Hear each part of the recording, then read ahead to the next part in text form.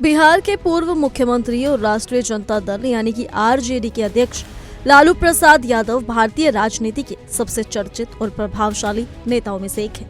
उन्होंने लंबे समय तक बिहार और देश की राजनीति में महत्वपूर्ण भूमिका निभाई है। लालू यादव ने रेल मंत्री के रूप में भी कार्य किया और इसी कार्यकाल के दौरान उनके नाम पर कई विवाद और आरोप जुड़े।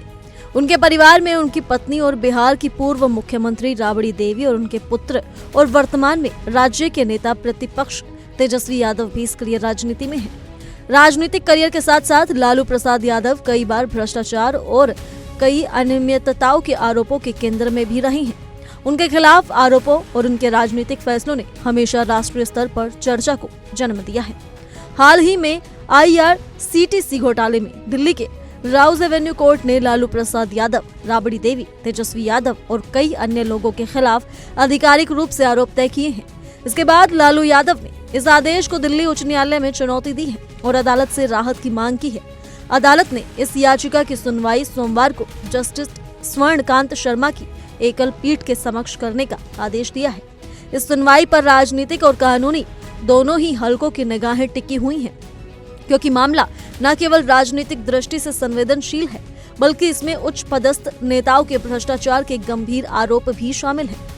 वहीं बात करें IRCTC घोटाले के मामले में तो बता दें कि IRCTC घोटाला 2014 से 2009 के बीच लालू प्रसाद यादव के रेल मंत्री कार्यकाल से जुड़ा हुआ है। इस दौरान भारतीय रेलवे ने रांची और पुरी में स्थित 2 BNR होटल के संचालन और रखरखाव के लिए भारतीय रेलवे खान पान और पर्यटन निगम को पट्टे पर देने का निर्णय लिया। हालांकि बाद में CBI की जांच में ये सामने आया कि बोली प्रक्रिया में कथित तौर पर हेरफेर किया गया और ये टेंडर विनय और विजय कोचर के स्वामित्व वाली निजी company Sujata hotel private limited को फायदा पहुंचाने के लिए प्रभावित किया गया था। जांच एजेंसी का आरोप है कि इस टेंडर के बदले लालू परिवार को पटना में लगभग 3 एकड़ बेशकीमती जमीन रिश्वत के रूप में दी गई।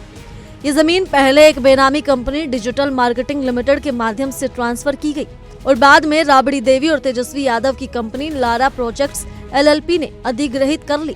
सीधे तौर पर इस जमीन की कीमत लगभग 94 करोड़ रुपए थी, लेकिन कथित तौर पर इसे केवल 65 लाख रुपए में बेचा गया, जबकि इसका सर्किल रेट 32 करोड़ रुपए था।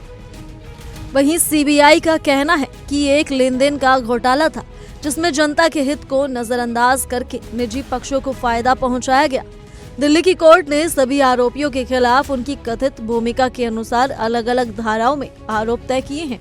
राबड़ी देवी और तेजस्वी यादव पर धोखाधड़ी और षड्यंत्र रचने के आरोप लगाए गए हैं, जिनके तहत IPC की धारा 420 और 120B लागू की गई। इस पूरे मामले ने राजनीतिक और कानूनी हलकों में हलचल पैदा कर दी है। ये घोटाला न केवल भ्रष्टाचार के गंभीर आरोपों के लिए चर्चा में है, बल्कि इसके फैसले का प्रभाव आने वाले समय में राजनीतिक माहौल और राष्ट्रीय स्तर पर चर्चा को भी प्रभावित कर सकता है। फिलहाल के लिए सिर्फ इतना ही। ज्यादा जानकारी के लिए जुड़े रहिए इंडिया डेली के साथ।